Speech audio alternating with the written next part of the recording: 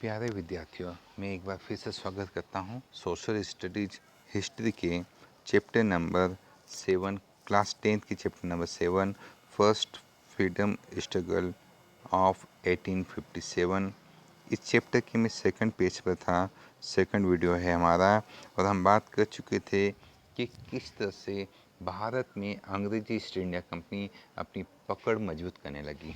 हम बात कर चुके थे कि किस तरह से अंग्रेजी ईस्ट इंडिया कंपनी ने औरंगजेब की मौत के बाद बिखरी हुई मुग़ल सल्तनत पे अपना कब्जा करना शुरू कर दिया था।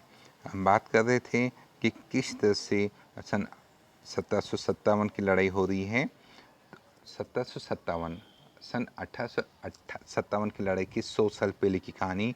उसके पहले की मैं बताऊं कि आपको ये पता चले कि रखा हो कि भारत में इस लड़ाई के पहले 1857 के संघर्ष के पहले दो और संघर्ष हो चुके थे जो बड़े थे, battle of Buxar, battle of Plassey और बैटल ऑफ बक्सर। उसके बारे में बताने से पहले मैं आपको बताऊंगा भारत में 4 विदेशी कंपनियां थी, हॉलैंड, डच, पोर्तुगीज, फ्रेंच और यूरोपियन ये British east India company.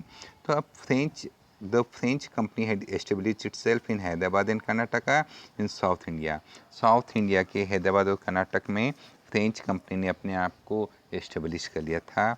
In order to finish the French company से इन्फ्लुएंस, फ्रेंच कंपनी के प्रभाव को ख़त्म करने के लिए British waged the war against them, और ब्रिटिशर्स ने उनके खिलाफ 3 युद्ध छेड़े एंड फाइनली डिफीटेड देम, और आखिर में फ्रेंच कंपनीज को उन्होंने हरा दिया। अब भारत में केवल एक विदेशी कंपनी थी राज करने के लिए या व्यापार करने के लिए, अंग्रेजी east India company. In the year 1757, the East India Company defeated the Nawab Bengal in the War of Plassey। Plassey के युद्ध में बंगाल के नवाब को सन 1757 में ब्रिटिश ईस्ट इंडिया कंपनी ने हरा दिया था। वो नवाब भाग चुका था। क्लास 8 की हिस्ट्री में आप इसको पढ़ लीजिएगा। मैं उसके 7 साल बाद आपको ले जाता हूँ। ये नवाब और उसने बाकी 2 और अलग अलग स्टेट्स के राजाओं को, नवाबों को अपने साथ इंक्लूड किया।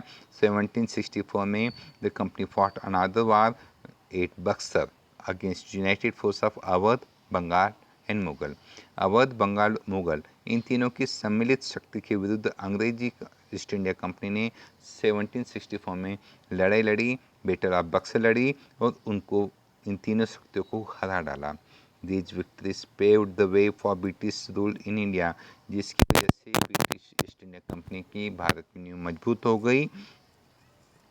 Gradually, the British company started conquering all the forces which challenged the company's intention of undisputed या monopolistic rule in India। अंग्रेजों को चैलेंज करने वाली, अंग्रेजों के एकाधिकार को चैलेंज करने वाली जो भी शक्तियाँ थी, अंग्रेजों ने उनके खिलाफ, ईस्ट इंडिया कंपनी ने उनके खिलाफ युद्ध लड़ाई और उनको युद्ध लड़के, उनके लड़ाई करके उनको जीत लिया, कॉन्कर कर लिया।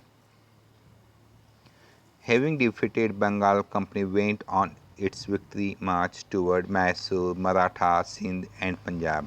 और बंगाल को जीतने के बाद जो उस समय देश का सबसे बड़ा इलाका था, कंपनी ने अपने विजय युद्ध मोर्चा को, विक्ट्री मार्च को मैसूर, मराठा, महाराष्ट्र जिसे हम कहते हैं, सिंध और पंजाब जो आज पाकिस्तान में रह गया है, इस पर भी इसने अधिकार कर लिया। पंजाब काफ़ी बड़ा था।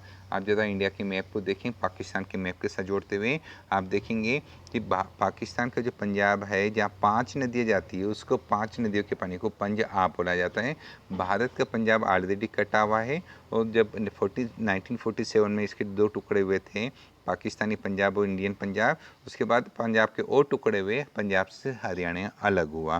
तो आज इंडिया का पंजाब उतना बड़ा पंजाब नहीं जितना कि बिफोर 1947 हुआ करता था। पर हाँ, ठीक है, हम आगे पढ़ रहे हैं। और अंग्रेजों के रास्ते में आने वाले हर चैलेंज को उन्होंने वाइप आउट कर दिया। Following the victorious expedition in India, the company started spreading its tentacles in neighboring countries like Nepal, Burma, Afghanistan, Tibet, Sikkim, Bhutan. और अंग्रेजों ने भारत पर विजय प्राप्त करने के बाद ये छोटे मोटे भारत के पड़ोसी देश, देखो इसमें पाकिस्तान का नाम नहीं है ना, उसमें पाकिस्तान का वजूद ही नहीं था। 1947 में पाकिस्तान का वजूद हुआ है। तो नेपाल, बर्मा, अफगानिस्तान, तिब्बत, सिक्किम और भूटान, सिक्किम उस समय कंट्री हुआ करता था, उसको भी उसने कवर कर लिया था।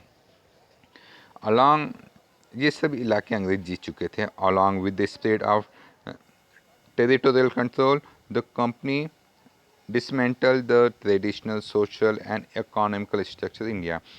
क्योंकि ज़मीनी अधिकार तो अंग्रेजों ने कर लिया और वो चाहती थी कि वो भारत,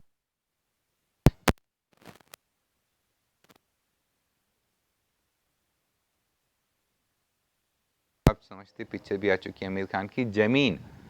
ज़मीन जो उपज पैदा करती है, तो पुराने समय में जमींदार लोग, राजा लोग ज़मीन की उपज का किसान से एक हिस्सा मांगते थे कि भाई ये ज़मीन पे आपने जो उगाया उसका कुछ हिस्सा में टैक्स के तौर पे दें।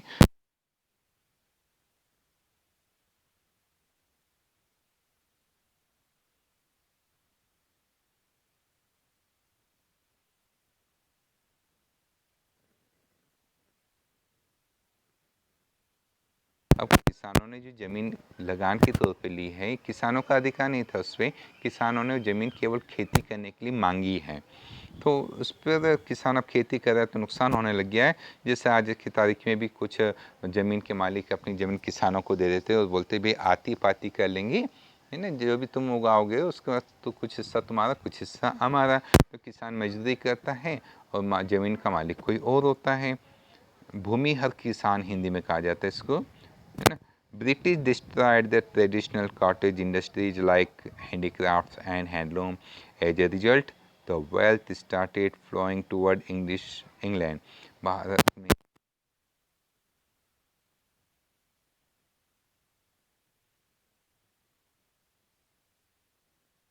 होने लगा तो हाथ का काम तो कोई पसंद करेगा नहीं।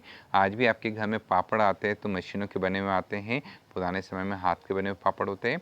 इसी तरह से आज की तारीख में अगर हम बात करें तो कुछ चीज़ों को आप देखेंगे कि बहुत सारी चीज़ें, कुछ चीज़ें ही नहीं, बहुत सारी चीज़ें आपके घर में मशीन से बनी हुई आती है। अगर उसको हाथ से बनवाओगे तो काफ़ी महंगा पड़ेगा।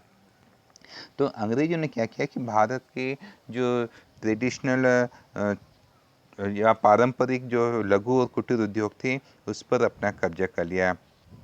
आगे देखते हैं हम क्या होता है। इसकी वजह से भारत का धन का प्रभाव जो है अंग्रेजों की तरफ चला गया, क्योंकि प्रॉफिट कमा के वो भारत पे खर्चा नहीं करते थे, वो इंग्लैंड या विदेश ले जाते थे। इंग्लैंड यानी विदेश ले गए। The wealth started flowing toward England. British export policy and establishment of new industries has a singular aim to impoverish India and make England prosper. और इंग्लैंड को आबाद करो, धनी कर दो, प्रॉस्पर कर दो। This way by means of victories in the wars and by dissolving Indian state into company states by unfair means and exploiting Indian, the East India Company provoked anger and discontent तरीके unfair means की वजह से और भारत में अपना आंतरिक हस्तक्षेप बढ़ाने की वजह से भारत में अंग्रेज के खिलाफ एक चिंगारी भड़कने वाली थी। This resulted in dozens of uprisings in various parts of country from 1757 and 1857। और इसकी वजह से भारत में सैकड़ों की तादाद में, दर्जनों की तादाद में छोटे मोटे स्ट्रगल्स होने लग गए। ये सब सन 1765 से 1856 तक की बात है। बेटा मैं आपको पहले बता चुका हूँ, अभी अंग्रेजों ने भारत में पहला युद्ध लड़ा था 1757 में, 1757 में बैटल ऑफ प्लासी में। उसके साथ साथ 1764 में बैटल ऑफ बक्सर हुआ था, जिसमें तीन शक्तियों से, भारत की तीन बड़ी बड़ी ताकतों से अंग्रेज लड़के भी जीत गए थे। क्यों लड़े थे, कैसे लड़े थे और कैसे जीते थे, उसके पीछे बहुत सारे कारण। जो ने भी ऐसा नहीं है कि भी पूरे आने वाले समय काफ़ी शांतिपूर्वक बिताया, उन्होंने अपने दमनकारी नीति अपनाए रखी, भारत में काफ़ी छोटे मोटे विद्रोह को दबाया। पर हाँ, many of these were done by tribal and farmers. इन सब में से बहुत सारे जो है वो आदिवासी लोगों से या किसानों के विद्रोह थे, और बेचारों के पास कोई एकता थी नहीं।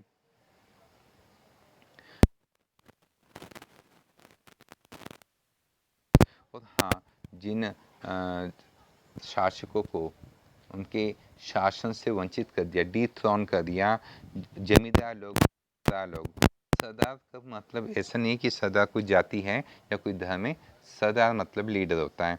तो जो किसी जगह का, राजपूतों को भी सरदार बोला जाता है, राजपूतों के लीडर को सरदार बोला जाता है, कबीले के मुखिया को भी सरदार बोला जाता है। तो जिनकी तरफ से जो है जो विद्रोह हुआ है, तो उन सब विद्रोह को अंग्रेजों ने दबा दिया। In many places east India company soldier also join it. बहुत सी जगह तो अंग्रेजी ईस्ट इंडिया कंपनी के सिपाहियों ने भी इस विद्रोह को ज्वाइन कर लिया है, क्योंकि अंग्रेजी ईस्ट इंडिया कंपनी के सिपाही थे तो भारतीय सिपाही कैसे अंग्रेजी ईस्ट इंडिया कंपनी में चल गए? बेटा, भारतीय सिपाही अंग्रेजी ईस्ट इंडिया कंपनी में इसलिए गए थे ताकि उनको मासिक वेतन मिल सके। आज भी बहुत से किसान लोग जो है आर्मी ज्वाइन करते हैं, उन बेचारों के पास में जिनके पास पैसों की कमी होती है वो आर्मी ज्वाइन करते हैं। उस समय ऐसा था। आज आर्मी ज्वाइन करने के पीछे मुख्य मोटिव पैसा नहीं है। आज की तारीख में मुख्य मोटो है दुश्मन देश से देश की रक्षा करना और राष्ट्रवाद की भावना, देशभक्ति की भावना।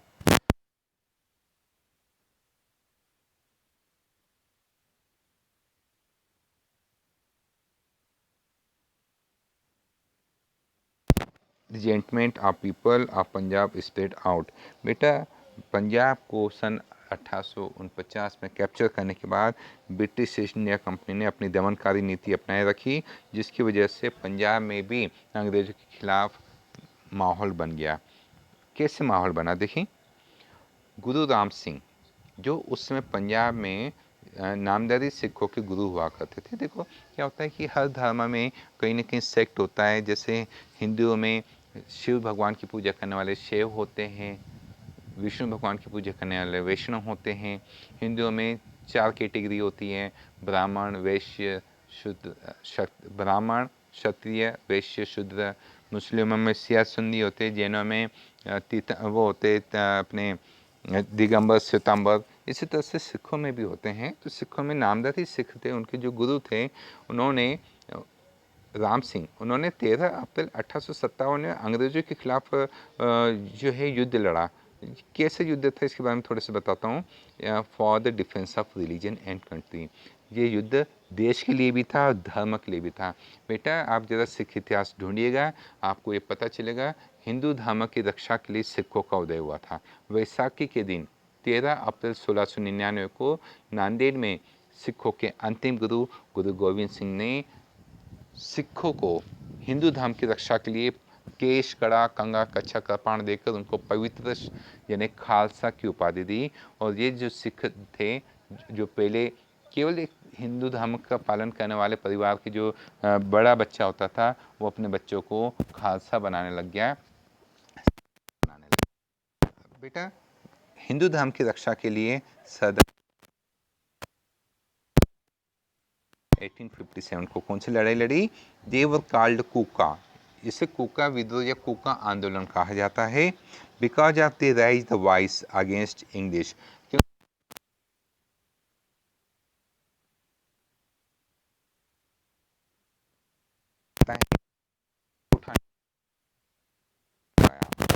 क्यों उठाई इन्होंने ये आवाज़ अंग्रेज के खिलाफ? अंग्रेजों ने ऐसा कौन सा काम किया था जो देशभक्ति के भी मतलब भारत के भी खिलाफ था और हिंदू धर्म के भी खिलाफ था? बेटा, भारत में सबसे पवित्र जिस पशु को बोला जाता है वो गाय को माना जाता है। हम उसे पशु नहीं बोलते हैं, हम गाय को पशु कहना, यानी कि हम हमारे धर्म का और हमारा संस्कृति का अपमान कर रहे हैं। हम गाय को माता कहते, गौ माता कहते हैं। अंग्रेजों ने ऐसा क्या किया? अंग्रेजों ने कुछ किया होगा, देखते जरा, पढ़ते हैं। जो कोर्स में होगा उतनी पढ़ाऊँगा मैं। English as establish slaughter house, बूचड़ खाना in many places of the Punjab. Punjab के बहुत सारे इलाकों में अंग्रेजों ने कत्ल खाने खुलवा रखे थे, जहाँ गायों को कत्ल किया जाता, where the cows were slaughtered, जहाँ गायों को मारा जाता था। बेटा, हिंदू धर्म जो है उसमें गाय को बहुत ही पवित्र दर्जा मिला हुआ है, ओहदा मिला हुआ है, रिस्पेक्टेड है, बहुत ही ज़्यादा रिस्पेक्टेड है। इतनी ज़्यादा रिस्पेक्टेड है कि अमृत मंथन की कहानी में भी जब समुद्र से रत्न निकलते हैं तो उनके साथ में गौ माता कामधेनु मिलती हैं। Kukas attack the slaughter houses and got them closed. Kukas जो कुका लोग जो होते हैं, ये एक्चुअली मैंने आपको बताया कि पंजाब के नामधारी सिख हैं, तो इन्होंने आवाज़ उठाई थी, इसलिए इनको कुका बोला गया। इन कुका लोगों ने कुका सिखों ने जो है अंग्रेज़ों के खिलाफ युद्ध लड़ा, इन्होंने इन कत्ल खानों पे हमला किया और उन कत्ल खानों को बंद करवाया। तो बेटा आप बोलोगे ये कौन सी बात है, आज भी हमारे यहाँ पे गौ रक्षक है, विश्व हिंदू दल RSS है, ये भी तो जो है गाय को मरने से बचाती है। ट्रक इतने होते हैं, उन ट्रकों में गाय भर के रखी जाती है, तो हमारी सरकार ने भी नियम कायदे कानून बनाए थे। बेटा उस समय नियम कायदे कानून कहाँ थे, अंग्रेजों के राज में था, अंग्रेज गाय खाते थे, उन्हें कटवाते थे। तो बेटा सिखों ने अपना जो है यूनिटी बताई और इन स्लाटर हाउस पे हमला किया, उनको बंद करवाया। आप बोलोगे सर एक कत्ल खाना पे 10 लोग मिलके भी हमला कर देते हैं तो ये तो उनकी जीत होगी, इसमें कौन सी बड़ी बात है। बेटा बड़ी बात अब पढ़ो। In this way Kukas attacked on slaughter house of Malerkotla. इसी तरह से मलेरकोटला जो जगह शहर है वहाँ के कत्ल खानों पे भी कुका ने अटैक किया। 15 फरवरी 1872 की बात है। एंड कैप्चर्ड और पकड़े गए। Police had arrested 49 कुकाज। बेटा पुलिस जो है ना, ये पुलिस अंग्रेजों की पुलिस हुआ करती थी। आज भी भारत में बहुत सारे जो कानून है वो अंग्रेजों के बनाए गए कानून है। अंग्रेजों के आने से पहले पुलिस शब्द नहीं हुआ करता था। पुलिस ने 49 कुकाज को पकड़ लिया। फिर क्या हुआ? Shot them by cannon. तोप के आगे उनको बांध दिया गया। तोप के गोलों से उनके शरीर की चीथड़े उड़ा दिए गए। उन 50 कुका को। Kukas hugged death bravely by kept their chest to the cannon. Kukas लोगों ने अपनी छाती तोप के सामने बांध के मौत को अपने गले लगा लिया। The two major revolts by company soldier were 1806 at Vellore and in the year 1824 at Barrackpore.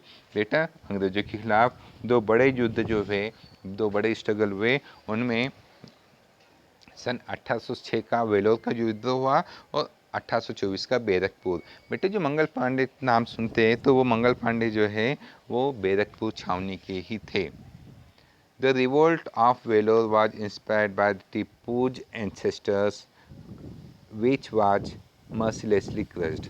Vellore का जो संघर्ष था वो टीपू सुल्तान के जो वंशज थे उन लोगों के द्वारा ये विद्रोह किया गया था और इसको मर्सिलेसली क्रश कर दिया गया, निर्दयतापूर्वक दबा दिया गया। इन the year 1824 the revolt launch by soldiers of 47th native infantry made Indian soldiers one down yet they crush the attack brutally. और हाँ 47th नेटिव इन्फेंट्री, ये बेटा है ना रेजिमेंट होती है, वैसे इन्फेंट्री होती है रेजिमेंट, ब्रिगेड, इन्फेंट्री, ये शब्द मिलिट्री के शब्द हैं ना। सैनिक टुकड़े बोल दो थोड़ी देर के लिए ताकि आप आसानी से समझ पाएँ। तो सन 1824 के सैनिक टुकड़े ने बैरकपुर में विद्रोह किया और अंग्रेजों ने उसको भी बुरी तरह से निर्दयतापूर्वक दबा दिया। The tribes residing in the various parts of the country also took to arms as protest against British rule. Bharat के अलग अलग इलाके में जाति जनजाति रहती थी, अंग्रेजों ने उनके जंगल पे अधिकार किया तो उन्होंने भी अपने हथियार अंग्रेजों के खिलाफ उठाए हैं। अंग्रेजों ने उनके विद्रोह को भी कुचल दिया। British the main reason being dissatisfaction caused due to British policies of administration, judiciary and land revenue। अंग्रेजों के खिलाफ असंतोष मुख्य तौर पे ब्रिटिश नीति नियम और ब्रिटिश नियंत्रण, ब्रिटिश कानून और ब्रिटिश जमीन राजस्व का जो नियम थे उनके खिलाफ थे। The British government had taken position of jungles. British government ने जंगल पर अधिकार कर लिया and displayed the tribes from farming lands. और जो जंगली जनजातियाँ थी, आदिवासी लोग, उनको उनके जंगल से भगा दिया गया। Which were their main source of income. ये जंगल ही तो इन जनजातियों की कमाई का मुख्य साधन था। Even the new landlords, businessmen and sahukars were involve in the exploitation of the tribes. इन जनजातियों के जो एक्सप्लॉयटेशन था, शोषण था, उसमें नए जमीन मालिक, जमींदार, नए व्यापारी, साहूकार सभी लोग सम्मिलित थे। जब कहते हैं ना कि कद्दू कटेगा तो समय बटेगा, तो बेटा सीधी सी बात है कि भाई सभी लोग इस लूट में शामिल थे। The tribal agitated because the self-sufficient economy was demolished by new the new British economy model. British economy model, नया ब्रिटिश इकोनॉमी मॉडल था, उसके द्वारा अंग्रेज़ों के द्वारा पुराने समय से जो आदिवासियों की जो कमाई का जो सोर्स था वो ख़त्म हो गया। The major tribes were revolted against British government were Bhils of Maharashtra and Madhya Pradesh, Gond and Konds of Odisha, Kols of Chota Nagpur, Meenas of Rajasthan, Santhal of Bengal and Bihar, Khasi of north east. ये सभी मैंने आपको जनजातियों के नाम बताए, शेड्यूल ट्राइब्स के नाम बताए हैं। आज की आज़ादी के बाद इनको शेड्यूल ट्राइब बोला जाता है, उस समय तो हम आदिवासी बोलते हैं। तो मध्य प्रदेश के, महाराष्ट्र के भील लोग, खोंड और गोंड, उड़ीसा के छोटा नागपुर के कोल, राजस्थान के मीना, बिहार और बंगाल के संथाल और नॉर्थ ईस्ट के खासी जनजातियों ने अंग्रेज के खिलाफ युद्ध लड़े। Beside there were some revolts by non tribe also there. बेटे नॉन ट्राइब यानी गैर जनजाति क्षेत्र से भी कुछ लड़ाई लड़ी गई, और इन सब क्षेत्रों के नाम आपके पास में हैं। कोटबोमन है, पेंका है, तमिलनाडु उड़ीसा के, इस तरह से त्रावणकोर, पुणे, बुंदेलखंड, इस तरह से हम आगे बढ़ते हुए आंध्र प्रदेश तक जाते हैं। All of these uprising against British were local and were crushed successfully. ये अंग्रेजों के खिलाफ 1857 के पहले होने वाले जितने भी युद्ध थे, ये सब क्षेत्रीय थे, लोकल थे, और इन्हें आसानी से दबा दिया गया। Although none of these revolts pose a serious threat to British power. इनमें से किसी ने भी ब्रिटिश पावर के खिलाफ कोई खतरा में बनाए नहीं। They indicated that there was widespread discontent against the rule of East India Company even prior to the struggle of 1857। ये सब हालांकि 1857 की लड़ाई के पहले के ही है, पर हाँ, इससे ये पता चल गया कि भारतीय जनमानस में अंग्रेज के खिलाफ भावना है। They all formed a background for the freedom struggle of 1857।